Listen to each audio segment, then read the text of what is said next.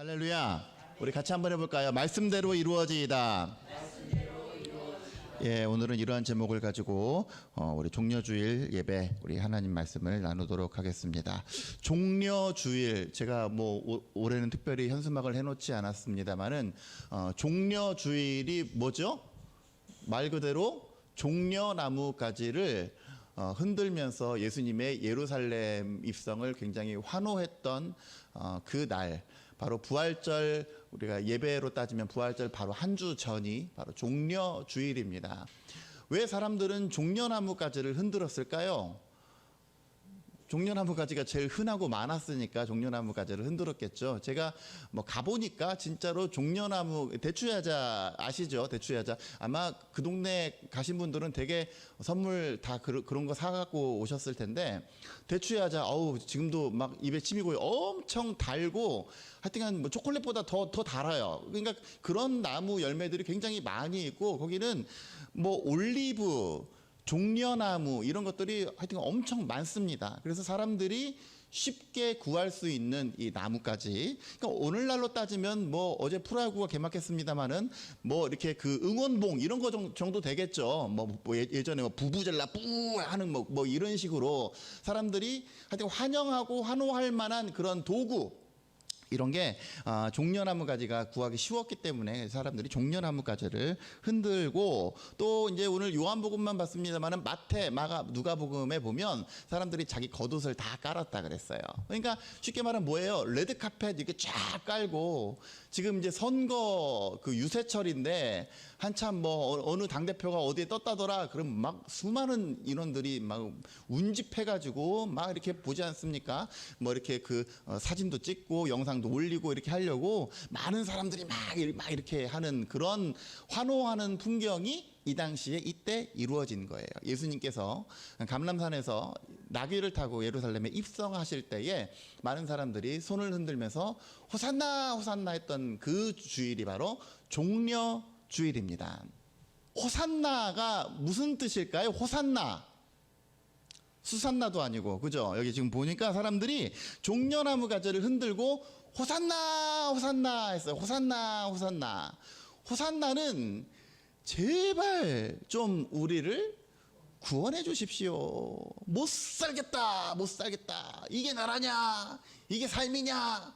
제발 누가 좀 나를 좀 구원해 달라. 이게 호젠나, 호산나예요, 호산나. 그러니까 이 호산나를 외치면서 사람들이 종려나무 가지를 흔들었을 때에는 예수님께 대한 얼마나 큰 기대가 있었겠어요. 그죠? 그래서 왕이 나셨다. 그 사람들이 많은 기적을 행하신다더라. 그분이 오신다라고 했을 때에 사람들이 정말 대단한 기대함과 또 부푼 마음을 가지고 호산나 호산나 하면서 사람들이 예수님을 맞이했던 날, 이때가 바로 종려주일입니다. 종려주일에는 여러 가지 아이러니가 존재하는데요. 첫 번째, 아까 전에 우리 이문숙 선생님 기도하셨던 것처럼 호산나 호산나 맞이하였던 사람들은 왜 폭도로 변해서 예수 그리스도를 십자가에 못 박았는가?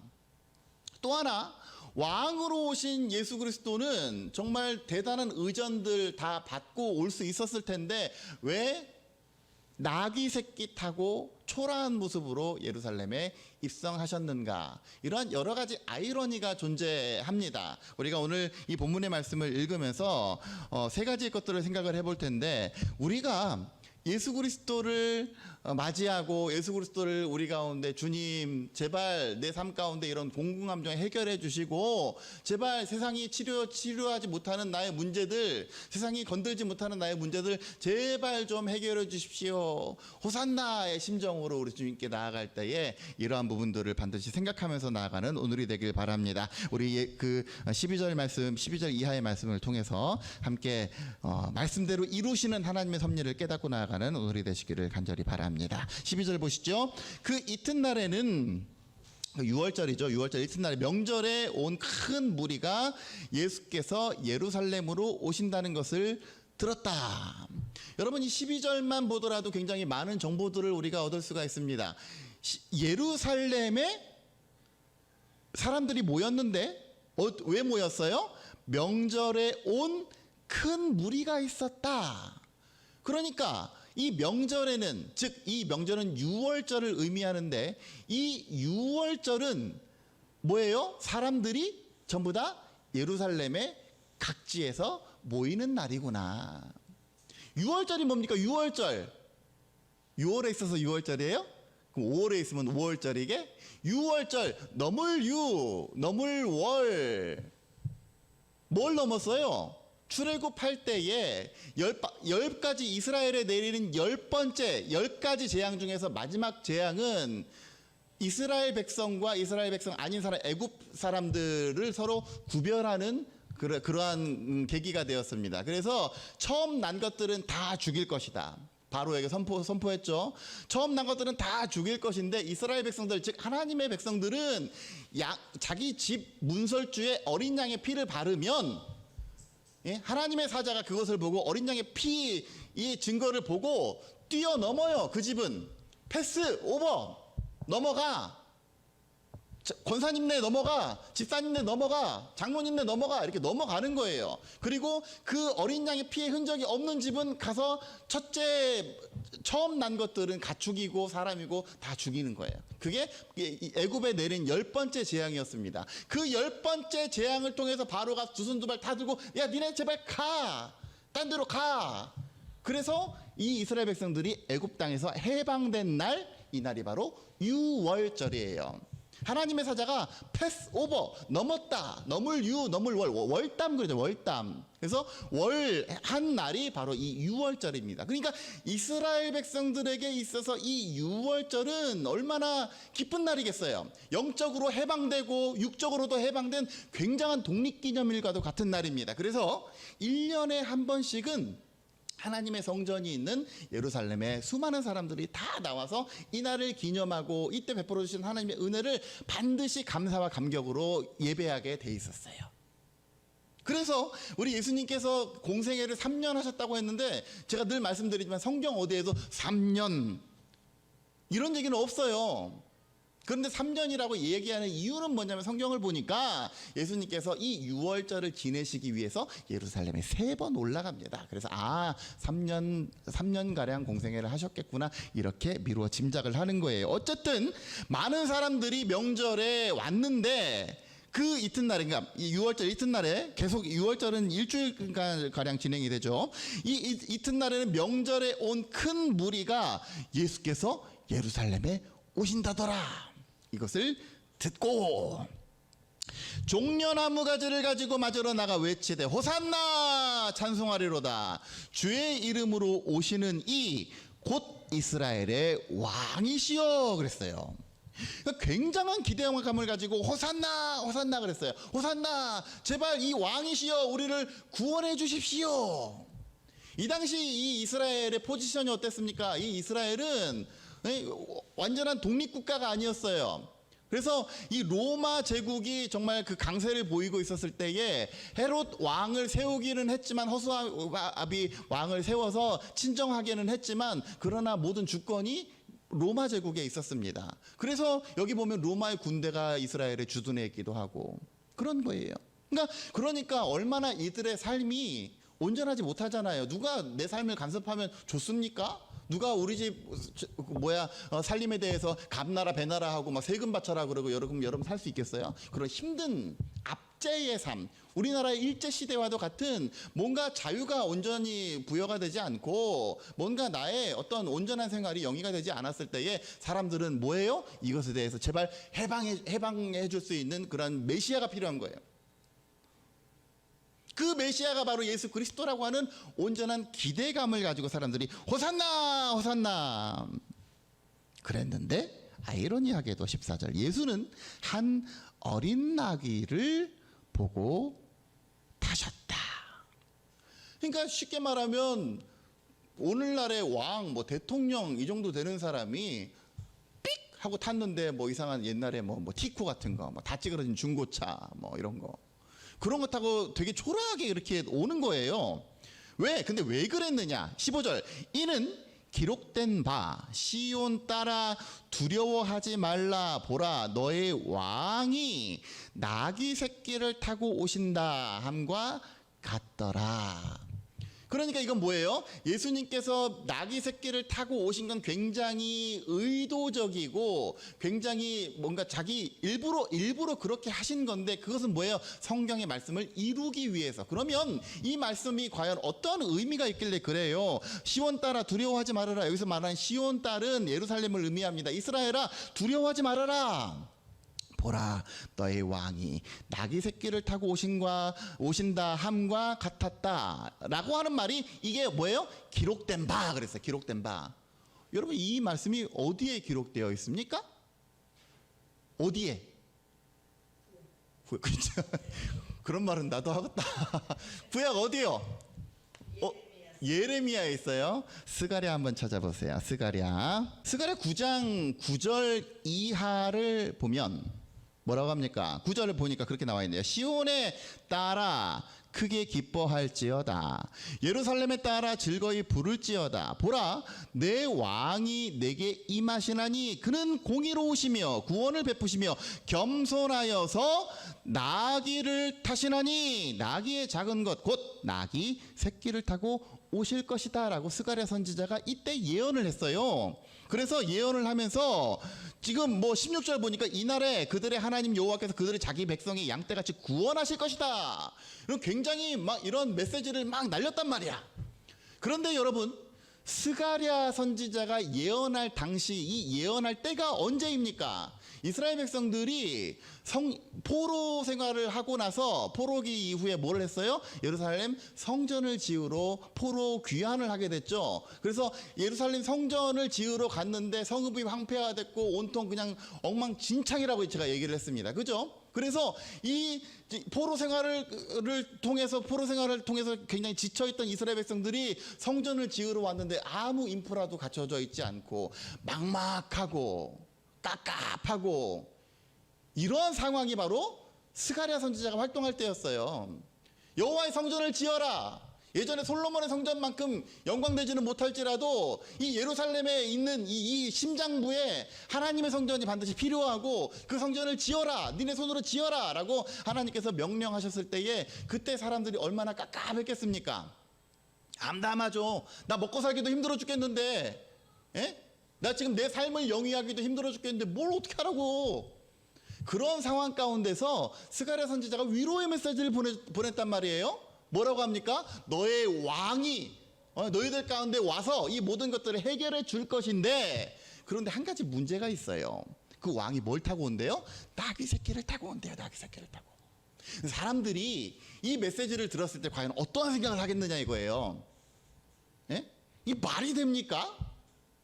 우리의 삶 가운데 뭔가 지금 나의 어려움과 나의 모든 어떤 지금 이런 핀치를 해결하기 위해서는 뭔가 강력한 권한, 강력한 존재, 이런 게 우리를 터치해줘야 그래야 해결되는 거 아니에요? 그런데 지금 이 어려운 시기 가운데 너희에게 희망을 줄게, 너희에게 소망이 있어, 너희 가운데 왕이 날 거야, 그 왕이 나귀 타고 올 거야 라고 했을 때에 이게 도대체 뭔 말이에요? 이해가 안 되는 거예요. 그래서 다시 요한복음 돌아와 보세요. 요한복음 오늘 읽으신 말씀 계속해서 읽어보니까 제자들은 16절 처음에 이 일을 깨닫지 못하였어요. 그러니까 예전에 이 스가랴 선지자가 예언할 당시에도 이 말씀이 참 이해가 안 되고, 아이고 내가 하나님 같으면 난 이렇게 안 한다, 사람들이 이렇게 받아들였는데, 그것이 현실이 된 지금 예루살렘의 현장에서도 제자들도 지금 이 팩트를 이해를 못하는 거예요. 아니 예수님 뭐 왕이라면 하나님의 아들이라면서요. 저기 있는 사람들한테 좀 뭔가 어필하려면 좀 그래도 오늘날로 따지면 세단 정도는 타고 가야 면이 안 팔리지 않겠습니까? 라고 제자들이 얼마나 많이 간언을 했겠습니까? 아니 나귀 이런 거 타지 마시고 좀 멋진 백마 같은 거, 이렇게 왕자 탄 백마, 아니죠, 백마탄 왕자인가요? 왜 왕자?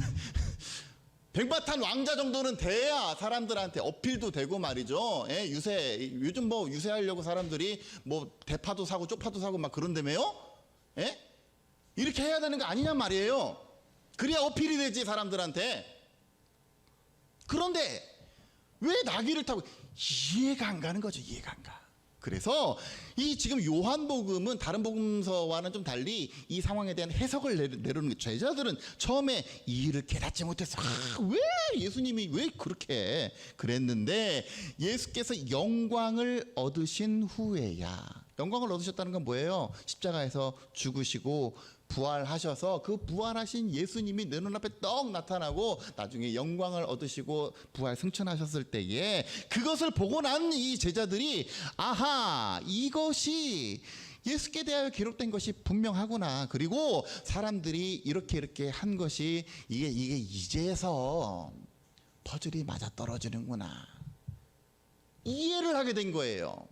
그 당시에는 전혀 이해가 안 됐죠. 내가 하나님이라면 난 그렇게 안 해.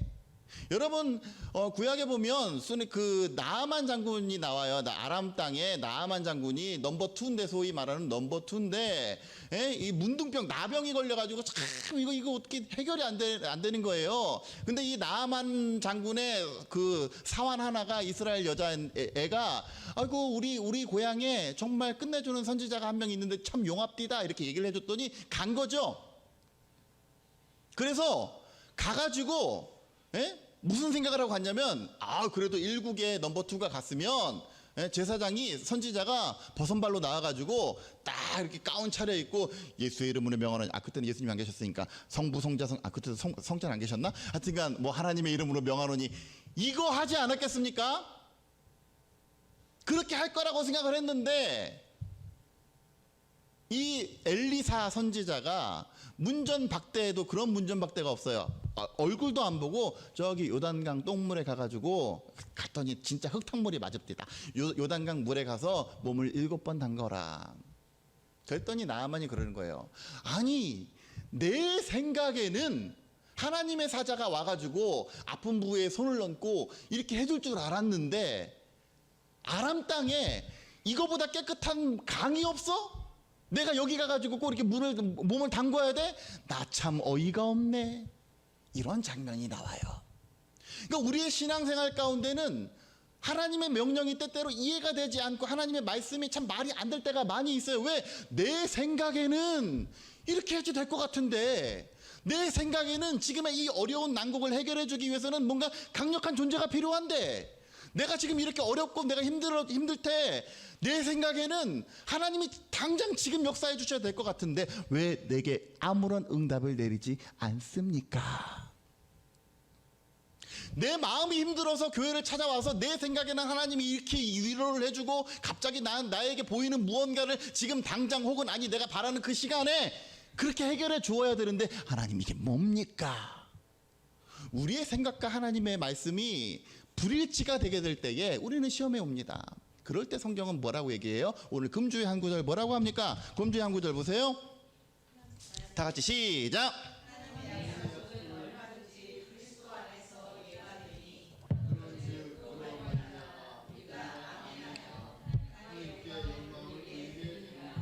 아멘이야, 아멘. 아브라함 보세요. 자식이 없어. 100세까지 자식이 없어가지고 그냥 자기 그 수양아들, 아이고 얘한테 그냥 다 물려줄래요? 그랬더니 아니야. 하나님께서 어떻게 합니까? 그를 이끌고 밖으로 나아가서 하늘의 별을 봐. 얼마나 많어? 예, 무지하게 많네요. 네 자손이 그와 같이 될 것이다. 그럼 우리는 어떻게 합니까? 아이고, 아니, 됐고 한 명만. 그런데 어떻게 해요? 아브라함은 아멘 한 거예요. 아멘. 그래서 히브리서에서도 뭐라고 얘기합니까? 믿음에 대해서 얘기를 할 때에 이 아브라함은 바랄 수 없는 중에 바라고 믿을 수 없는 중에 믿었어요. 아브라함이 아멘 했더니 하나님께서 이를 그의 의로 여기셨다. 로마서에서. 여러분, 지금 당장 이해가 되지 않죠? 그래도 아멘 해보면 일단 내 머리로는 이해가 되지 않지만, 그러나 아멘 해보면 훗날 반드시 우리의 삶의 때에 하나님의 뜻이 이루어지는 때와 우리의 때가 맞아떨어지는 때가 반드시 찾아옵니다. 그때 어떻게 돼요? 그때 그래서 하나님께서 나를 드럼교실로 인도하셨구나. 그때 그래서 나 교회 나오기 싫은데 그래도 이 목사가 계속 나오라고 얘기해서, 그때 그래서 하나님이 내가 기도해도 아무 응답도 주시지 않으셨는데 그때 그래서 그랬구나. 저 아들 놓고 참 기도를 많이 했어요. 하나님 아들을 주십시오. 그때는 아이를 주십시오였죠. 결혼한 지 6년이 되고 7년이 됐는데도 아이가 안 생겨. 얼마나 사람이 마음이 쪼그라듭니까? 강단에서 서기가 싫어요. 강단에서 설교하기가 싫은 거예요. 왜? 성경 인물 중에서 꼭 그런 불임인데 하나님께서 고쳐주셔서 아이를 낳았다 이런 내용이 되게 많은 거예요. 설교를 해야 되는데 내가 믿음이 안 가는데 어떻게 설교를 해? 나는 안 이루어졌는데 무슨 설교를 해요 내가? 여러분들 믿으십시오 했는데 내가 못 믿겠는데 어떻게 해? 그래서 너무 힘들었어요.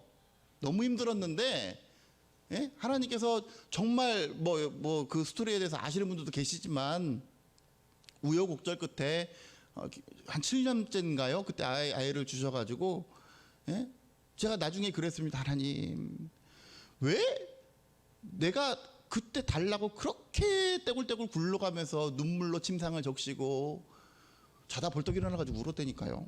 진짜로 그 정도로 마음이 쓰라렸는데 하나님 왜 그때 안 도와주시고 그때 안 주시고 그때 주셨으면 얼마나 내가 하나님 더 하나님 일 열심히 하는 사람이 됐을 텐데요. 왜 그때가 아니고 지금입니까? 라고 제가 기도하면서 하나님께 막 이렇게 기도했어요. 그랬더니 하나님이 그런 마음을 주십니다. 그 당시 이제 방이동 성전에 있을 때였는데 지금 이 목사야 지금 너의 삶을 보아라. 그랬더니 뭐가 보이냐면 아기띠에 애를 안치고 드럼 교실하는 제 모습이 보여요.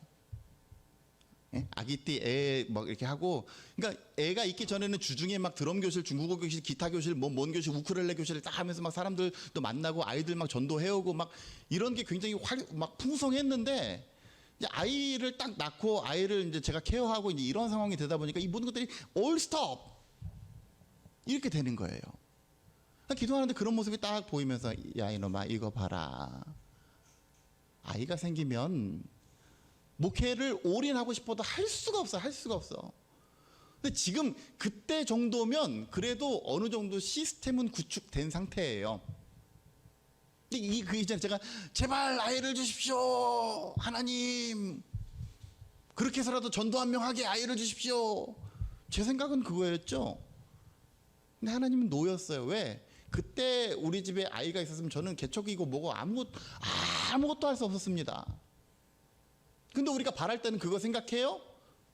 하나님 제발 난 이때가 필요한데 내 나이는 점점 들어가고 우리는 뭐 이렇게 나는 점점 힘들어가고 지금 아니면 나 삐져버릴 거야, 나 신앙생활 안 해버릴 거야, 뭐 이런 데니까요. 그러나 내 생각과 하나님의 헤아림은 다릅니다. 고린도전서에서 뭐라고 해요? 하나님의 가장 미련한 것이 사람의 가장 지혜로운 것보다도 더 위에 있다 그랬어요. 내가 정말 나는 이때여야 될 것 같고 나는 하나님의 말씀을 여기다 갖다 붙이고 저기다 갖다 붙여가지고 나는 지금 이때 말씀에 근거해서 지금 이때여야 될 것 같은데 하나님이 안 들어주셔. 아니면 하나님이 나는 이쪽으로 가고 싶은데 자꾸 이쪽 길로 인도에 가셔. 이해가 안 되죠 그 당시에는. 그러나 때가 차면 반드시 하나님의 계획과 하나님의 섭리가 이해될 때가 오게 될 줄로 믿습니다. 그때 우리가 아멘 하나님께 영광 돌리는 거예요. 계속해서 보세요. 17절 나사로를 무덤에서 불러내어 죽은 자 가운데서 살리실 때에 함께 있던 무리가 증언했다. 18절 이에 무리가 예수를 맞음은 이 표적 행하심을 들었음이러라. 19절까지 다 있죠. 바리새인들이 서로 말하되 볼지어다 너희 하는 일이 쓸데없다. 보라 온 세상이 그를 따르는도다 하니라. 저는 이 개역 개정판의 성경을 읽으면서 사실 뉘앙스가 좀 잘 안 이해가 이렇게 매끄럽게 되지 않습니다. 그래서 제가 성경을 좀 읽어드리면 현대인의 성경으로 이걸 읽으면 이래요. 12절부터 읽어볼까요? 이튿날에는 명절을 지키러 온 많은 군중들이 예수께서 예루살렘으로 오신다는 말을 듣고 종려나무 가지를 꺾어가지고 예수님을 맞으러 나가서 호산나 주의 이름으로 오시는 분 이스라엘의 왕에게 찬양을 하고 노래하고 외쳤다. 예수님은 어린 나귀를 타셨는데 이것은 성경에 시온 사람들아 두려워하지 말아라 너희 왕이 나귀 새끼를 타고 오신다 라고 기록되어 있기 때문에 그렇다. 제자들은 처음에는 이 일을 이해하지 못했다. 그러나 그들은 예수님이 영광을 받으신 후에야 이 말씀이 예수님에 대한 것이며 또 사람들이 예수님께 그 말씀대로 했다는 것을 깨닫게 되었다. 여기까지 보았죠. 17절 예수님이 죽은 나사로를 무덤에서 불러내어 다시 살리신 것을 본 사람들이 계속 그 일을 증거하였다. 그래서 많은 사람들이 예수님께서 기적을 행하셨다는 말을 듣고 나와서 예수님을 맞아들였다. 이 사람들이 예수님을 환호하면서 호산나 호산나 했던 이유는 뭐예요? 뭔가 기적적인 존재, 뭔가 그 기적이 나에게도 일어나지 않을까라고 하는 바람 때문에, 그리고 그것을 내가 내 눈으로 직접 보진 못했지만 많은 사람들이 심지어 죽은 자가 벌떡 일어났다더라 라고 하는 것을, 그것을 본 사람들이 증언하고 증거했어요. 그래서 그 소문을 듣고 많은 사람들이 호산나 호산나 한 것입니다. 사실 우리 삶 가운데 이게 굉장히 필요합니다. 증언하고 증거해야 돼요. 여러분 한 일주일 세상 살면서 어떻게 삶을 사십니까? 예수 믿었더니 내 삶 가운데 이런 변화가 있었더라고 증언하시고 증거하실 때에 그 증언과 증거를 통해서 많은 사람들이 주님께 관심 가지고 주님의 말씀에 귀를 기울이게 되는 역사가 있게 되는 줄로 믿습니다. 그런데 중요한 것은 뭐냐면 이 사람들이 나중에 폭도로 변했다는 거예요. 그 이유가 뭡니까? 이 사람들의 기저에는 뭐가 있어요? 바라는 마음. 자꾸 내가 주님으로부터 뭔가를 바라고 뭔가 내가 내 니드를 채워줘야 되니까. 여러분 요한복음 12장에는 지금 이렇게 되어 있지만 요한복음 6장 한번 보세요. 6장 153페이지. 소위 우리가 오병이어라고 하죠. 5개 보리떡 5개와 물고기 2마리로 5,000명을 먹이신 사건, 오병이어 사건이 있고 바로 나서입니다. 사람들이 다시 그 현장에 막 많은 사람들이 모였단 말이에요. 그랬더니 26절에 뭐라고 얘기합니까? 예수께서 대답하여 이르시되 내가 진실로 진실로 너희에게 이르노니 너희가 나를 찾는 것은 표적을 본 까닭이 아니고 떡을 먹고 배부른 까닭이라. 이 당시에 예수를 따르던 많은 사람들은 그들의 곤궁함을 해결해 줄 떡, 빵, 이런 거 주는 존재로 예수님을 막 따라다녔어요. 병도 낫게, 내 병도 치료해 주세요. 나의 곤궁함도 해결해 주세요. 나 오늘 일용할 양식을 주세요. 빵을 주세요. 자꾸 나한테 뭐 달라고. 그래서 그 무리가 결국은 폭도로 변하고 결국은 십자가 지는데 일조했는데, 그러면 저는 그랬습니다. 저는 그동안에 이 구절을 가지고 설교를 할 때에, 그래서 우리는 예수 그리스도를 따를 때에 온전한 마음으로 따라야 되고 뭔가 바라는 마음으로 따르면 안 됩니다 라고 그렇게 외쳐댔는데, 곱씹어 보면 빵을 바라는 게 나빠요. 예? 여러분 처음에 예수 믿을 때 무언가를 바라고 나의 무언가를 해결해 주기를 바라는 마음에서 예수를 믿는 거, 이게 나쁩니까? 나빠요. 나쁘지 않아요. 그건 당연한 거예요. 여러분 예수를 왜 믿어요? 왜 믿으셔서? 왜? 내가 뭔가 해결되지 않는 거, 나의 뭔가 니드 이런 게 필요하니까 그거를 해결을 해주실 분이 누군가가 있어야 되니까, 그분이 예수라니까 그래서 믿은 거 아니에요. 처음부터 나의 영적인 구원과 내가 믿으면서 내가 예수 그리스도를 위해서 이렇게 믿는 사람이 어디 있습니까? 처음에는 다 빵을 바라고 믿어요. 그들이 떡을 먹고 배부른 까닭에 또 뭐 없나 믿어요. 그런데 예수님께서는 이 떡을 먹고 배부른 까닭에 모인 사람들을 다 쫓아내지 않으셨습니다. 그 이유는 뭐냐면, 처음에 동기는 떡을 먹고 배부른 까닭이었지만, 다시 요한복음 6장 한번 잘 보세요. 6장 보면 떡을 먹고 배부른 까닭에 사람들이 모였지만 모여서 듣다 보면 계속 그 현장에 모이다 보면 27절 썩을 양식을 위하여 일하지 말고 영생하도록 있는 양식을 위하여 하라. 그랬더니 예수님께서 뭐라고 그래요? 나는 하늘에서 내려온 산 떡이다. 육적인 것을 바라고 나왔는데 듣다 보니까 신앙생활을 하다 보니까 그들의 신앙의 어떤 바람의 형태가 바뀌게 되는 거예요.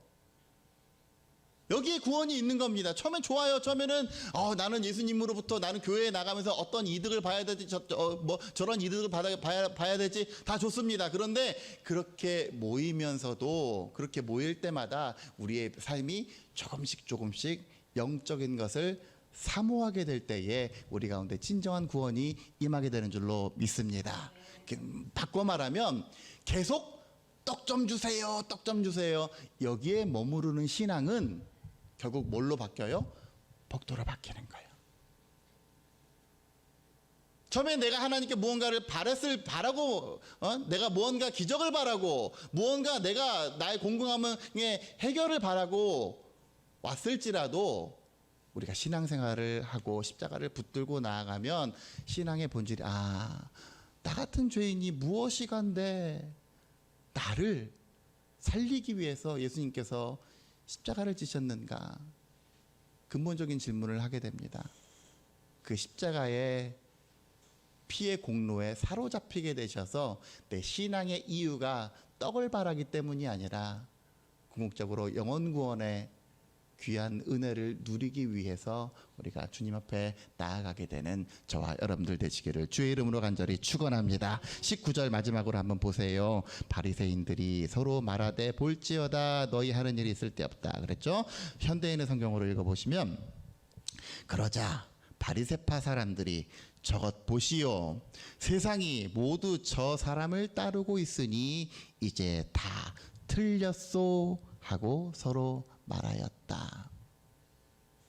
이 바리새파는 뭐하는 사람들이에요? 율법주의자들, 굉장한 율법주의자. 이들은 하나님을 너무나 사랑하는 사람들이었어요. 그러나 예수 그리스도를 인정하지 않는 사람이었습니다. 그래서 그런데 이 사람들이 예수 그리스도의 어떤 그 존재 정체성을 몰랐을까요? 아니야, 알았어요. 그러니까 방해한 거예요. 왜? 그들이 지금 현재 기득권을 쥐고 있거든.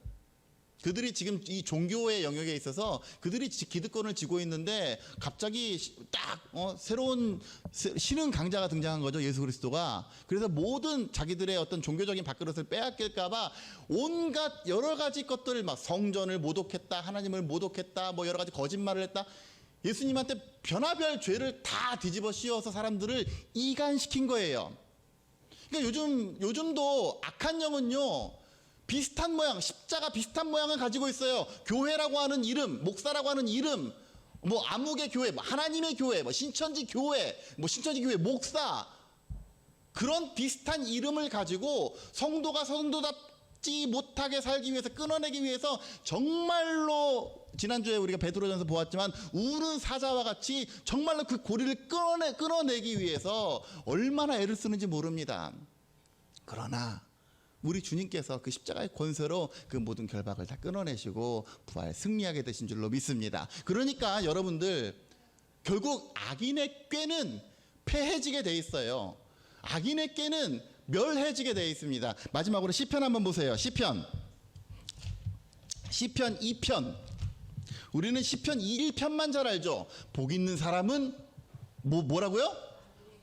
우리 주옥경 지사님 오늘 밥 2그릇 드시고 가세요. 복 있는 사람은 악인들의 꾀를 따르지 않는데요. 근데 시편 2편 보니까 2편은 여러분들 잘 읽어보셨는지 모르겠는데 뭐라고 얘기합니까? 어찌하여 이방 나라들이 분노하며 민족들이 헛된 일을 꾸미는가, 허사를 경영하는가. 옛날 성경에 이렇게 나왔어요. 세상에 군왕들이 나서며 관원들이 서로 꾀하여 여호와와 그의 기름 부음을 받은 자를 대적한다. 그래서 그들이 뭐라고 해요? 우리가 그들의 맨 것을 다 끊어버리고 그의 결박을 다 벗어버리자. 그의 결박이라고 하는 것은 이 여호와와 그의 기름 부은 자들이 성도를 성도되게 하기 위해서 묶어서 내 바운더리로 드리고자 하는 모든 줄들을 다 끊어버리자.